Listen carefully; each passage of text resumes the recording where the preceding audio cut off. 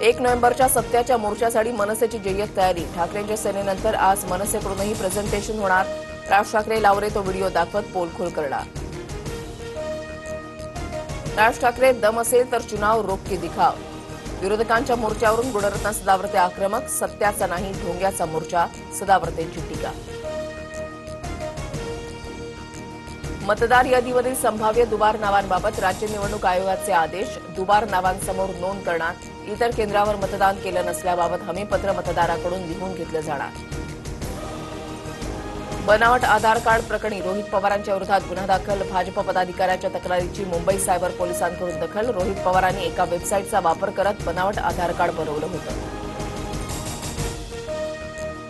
Montha चक्रीवादळाचा महाराष्ट्राला तडाखा. मराठवाड्यामध्ये मुसळधार पावसामुळे नद्यांना पूर. ज्वारी, मका, सोयाबीन, कापसासह फळ पिकांचं मोठं नुकसान. पुण्यातील गुंड निलेश घायवळ टोळीचा नवा कारनामा समोर. घायवळ टोळीमधील अमोल लाखेनं फसवणुकीसाठी वापरले निर्दोष शेतकऱ्याचं कागदपत्र. वारजे माळवाडी पोलीस ठाण्यामध्ये गुन्हा दाखल. चिपिंग सेक्टर ह्युमन रिसोर्समध्ये भारताचा डंका. सर्वांना आमंत्रण देतोय, महाराष्ट्रामध्ये गुंतवणूक करा. इंडिया मेरिटाईम लीडर्स कॉन्क्लेव्हमधून पंतप्रधान मोदींचं आवाहन.